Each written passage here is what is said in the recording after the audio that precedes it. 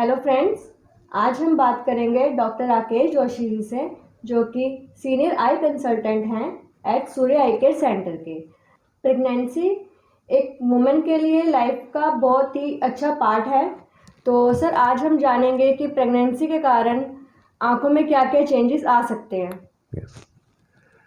Hello viewers, ये तो हम सब जानते हैं कि प्रेग्नेंट होना और प्रेगनेंसी जो है किसी भी महिला के लिए एक बहुत ही पॉजिटिव फीलिंग होती है।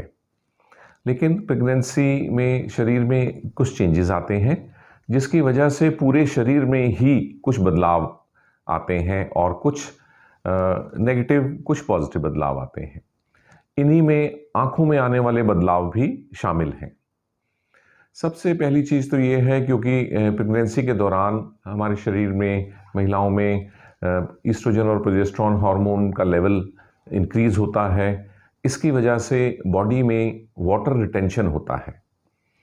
इस वाटर रिटेंशन का आँखों पर भी थोड़ा बुरा असर पड़ता है। आँखों में कॉर्निया से लेके रेटिना तक इन सब चीज़ों का बुरा असर देखने को मिलता है। अधिक वाटर बॉडी में रिटेन होने की वजह से हमारी जो आगे की पुतली है, जिसे कॉर्निया कहते हैं, उसमें सूजन आने यानी कॉर्नियल इडीमा होने के चांसेस रहते हैं। इसी प्रकार ज़्यादा पानी बॉडी में रहने की वजह से आँखों का प्रेशर भी, इंट्राऑक्युलर प्रेशर भी बढ़ सकता है और पेशेंट को ग्लूकोमा भी हो सकता है। इसी के साथ साथ आँखों के रेटिना में भी कई प्रकार की चेंजेस पाई जाती हैं, जिनमें सिस्टॉइड मैकुलर एडिमा भी शामिल है। तो ये सब प्रॉब्लम्स तो हैं जो कि बॉडी में वाटर रिटेंशन की वजह से प्रेगनेंसी के दौरान देखी जाती हैं। सर, प्रेगनेंसी में ऐसी कौन कौन सी बीमारियां हैं जो आंखों को इफेक्ट करती हैं। कुछ एक बीमारियां तो ऐसी हैं जो किसी भी महिला को अगर प्रेगनेंसी के दौरान होती हैं, जो कि बाकी लोगों को भी हो सकती हैं। वो है जैसे जर्मन मीज़ल्स। अब जर्मन मीज़ल्स अगर किसी महिला को होता है तो फिर इससे उनकी बच्चों को, पैदा होने वाले बच्चे की आँखों पे बुरा असर आ सकता है। ख़ास तौर पे इसमें देखा गया है कि उन बच्चों में कंजेनाइटल कैटरेक्ट पाया जाता है। इसीलिए सभी महिलाओं को सलाह दी जाती है कि वो प्रेगनेंसी के दौरान जर्मन मीज़ल्स, जिसे रुबेला भी कहते हैं, उसकी वैक्सीनेशन ज़रूर लें। क्योंकि यदि प्रेगनेंसी के दौरान जर्मन मीज़ल्स हुई तो फिर बड़ा मुश्किल हो जाता है डिसाइड करना उस प्रेगनेंसी को मेंटेन करना या अबॉर्ट करना, क्योंकि बच्चे में प्रॉब्लम्स आने की संभावना है। इसी तरह टॉक्सोप्लाज्मोसिस, ये बीमारी भी अगर मदर में होती है प्रेगनेंसी के दौरान, ख़ास तौर पे फर्स्ट ट्राइमेस्टर के दौरान, तो फिर बच्चे में कंजेनाइटल कैटरेक्ट या और भी एबनॉर्मलिटीज़ आने की संभावना रहती है। अब कुछ बीमारियां हैं जो प्रेगनेंसी के दौरान होती हैं और बाद में अपने आप ठीक भी हो जाती हैं। इनमें सबसे पहली बीमारी हम बोलेंगे जेस्टेशनल डायबिटीज़, यानी वो डायबिटीज़ जबकि महिला को प्रेगनेंसी से पहले कोई डायबिटीज़ नहीं थी, लेकिन प्रेगनेंसी के दौरान ब्लड शुगर लेवल बढ़ना शुरू हो जाता है। इस डायबिटीज़ का ख्याल रखना आम डायबिटीज़ के मुकाबले में और ज़्यादा ज़रूरी है, क्योंकि आम डायबिटीज़ अगर कंट्रोल ना रहे तो कुछ सालों में जाके आँख के पर्दे को, रेटिना को ख़राब करती है और उसमें डायबिटिक रेटिनोपैथी हो जाती है। जबकि प्रेगनेंसी में होने वाली डायबिटीज़ कुछ महीनों के अंदर ही, अगर डायबिटीज़ को कंट्रोल ना रखा जाए तो फिर ये उसमें डायबिटिक रेटिनोपैथी कर सकती है, क्योंकि प्रेगनेंसी के दौरान ब्लड वेसल्स में होने वाली चेंजेस बहुत तेज़ी से होती हैं। इसके अलावा एक बहुत ही इम्पॉर्टेंट कंडीशन जो सिर्फ प्रेगनेंसी के दौरान ही होती है, वो है प्री एक्लेम्प्टिक टॉक्सीमिया, PET। अब ये कंडीशन जो होती है, इसमें प्रेग्नेंट वुमेन का ब्लड प्रेशर बढ़ जाता है। इसके अलावा उनके पैरों में सूजन आती है वाटर रिटेंशन की वजह से, और अगर उनके यूरिन की जांच की जाए तो उसमें प्रोटीन अधिकता में पाया जाता है, जिसे हम प्रोटीन यूरिया कहते हैं। इस कंडीशन को ठीक से हैंडल करना बहुत ज़रूरी है, क्योंकि इसमें जो आँख में चेंजेस आती हैं वो काफ़ी गंभीर हो सकती हैं। क्योंकि प्री एक्लेम्प्सिया में आँख का ब्लड प्रेशर बढ़ता है, इसलिए उसे कंट्रोल करना भी ज़रूरी है, ताकि ब्लड प्रेशर की वजह से आँख के रेटिना में प्रॉब्लम्स ना आएँ, नहीं तो हाइपरटेंसिव रेटिनोपैथी हो सकती है, और क्योंकि बॉडी में वाटर रिटेंशन है तो उसकी वजह से आँख का प्रेशर भी ना बढ़े और कॉर्निया में एडिमा ना आए, जिससे कि प्रेग्नेंट वुमेन का विजन अफेक्ट हो सके। इसके बाद की स्टेज होती है टॉक्सीमिया, एक्लेम्प्टिक टॉक्सीमिया।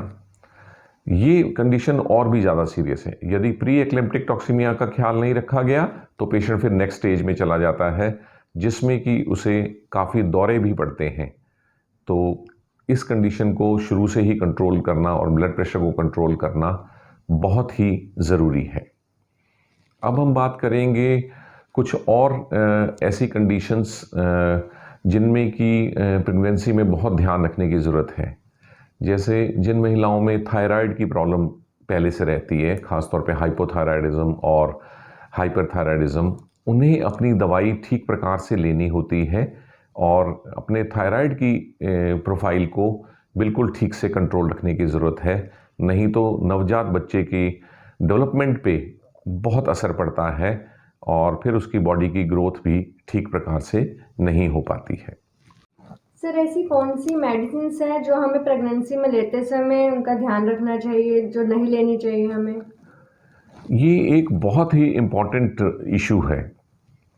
प्रेगनेंसी में ज़्यादातर दवाइयाँ लेना मना होता है, क्योंकि ये दवाइयाँ या तो माँ की सेहत को या होने वाले बच्चे की डेवलपमेंट या उसकी सेहत पे बुरा असर डालती हैं। लगभग 90% से अधिक दवाइयों का प्रेगनेंसी में लेना मना रहता है। अब इसके लिए एक बड़ा सिंपल सा फॉर्मूला है कि आप कोई भी दवाई प्रेगनेंसी के दौरान बिना डॉक्टर की सलाह के बिल्कुल ना लें। यही एक सेफ तरीका है दवाइयों के साइड इफ़ेक्ट से बचने का। ऐसा भी देखा गया है कि आम घरों में महिलाएं, रिश्तेदार प्रेग्नेंट वुमेन को तरह तरह की चीज़ों की सलाह देती हैं, जिससे कि बच्चा ज़्यादा हेल्दी हो, जिससे कि बच्चा गोरा पैदा हो। तो इस तरह की कोई भी देसी दवाएं, किसी भी प्रकार के चूर्ण या जिन्हें वो आयुर्वेदिक दवाएं कह के महिला को दे देते हैं, वो उनका सेवन बिल्कुल भी ना करें। उनसे नुकसान होने का ही चांस है। फ़ायदा तो कुछ होगा नहीं, लेकिन नुकसान होगा।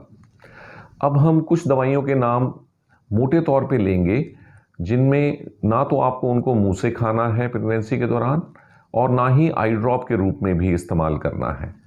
इनमें सबसे इम्पॉर्टेंट दवाई है क्लोरामफेनिकोल। ये दवाई वैसे टाइफाइड के मरीज़ों को ट्रेडिशनली देते रहे हैं, लेकिन उस समय तो ये अच्छा काम करती है, लेकिन प्रेग्नेंट वुमेन में अगर दिया जाए तो होने वाले बच्चे के लिए बहुत ही घातक होती है। इसी तरह दूसरी इम्पॉर्टेंट एंटीबायोटिक है टेट्रासाइक्लिन। टेट्रासाइक्लिन भी यदि प्रेग्नेंट वुमेन प्रेगनेंसी के दौरान ले लेती हैं तो उनके बच्चों में बहुत तरह के विकार पाए जाते हैं। इसके अलावा नियोमाइसिन, जो कि आई ड्रॉप के रूप में भी इस्तेमाल होती है और इंजेक्शन फॉर्म में भी इस्तेमाल होती है, उसका इस्तेमाल भी प्रतिबंधित है प्रेगनेंसी के दौरान। इसके अलावा भी बहुत सारी दवाइयाँ हैं जिन्हें आपको नहीं लेना है और सिर्फ वही दवाइयाँ लेनी हैं जो आपके डॉक्टर ने प्रिस्क्राइब की हों, और उन्हें ज़रूर बताएं कि आप प्रेग्नेंट हैं। किसी भी डॉक्टर से ये छुपाएं नहीं कि आप प्रेग्नेंट हैं, ताकि वो दवाई लिखते वक्त ये सावधानियाँ बरत सकें। थैंक यू सर, आज आपने प्रेगनेंसी के बारे में बहुत सारी अच्छी जानकारी दी। तो मैं उम्मीद करती हूँ कि सारी महिलाएं इन सब बातों का ध्यान रखेंगी। हाँ, ज़रूर। प्रेगनेंसी एक बहुत ही पॉजिटिव इवेंट है लाइफ का। इसमें किसी भी लापरवाही या गलती से कोई दवाइयाँ खा के या बीमारियों का ध्यान ना रख के इसे नेगेटिविटी में ना धकेलें। Celebrate your pregnancy with careful attitude and management of your pregnancy. Thank you very much for listening to this talk. We will be coming up with more such talks in future.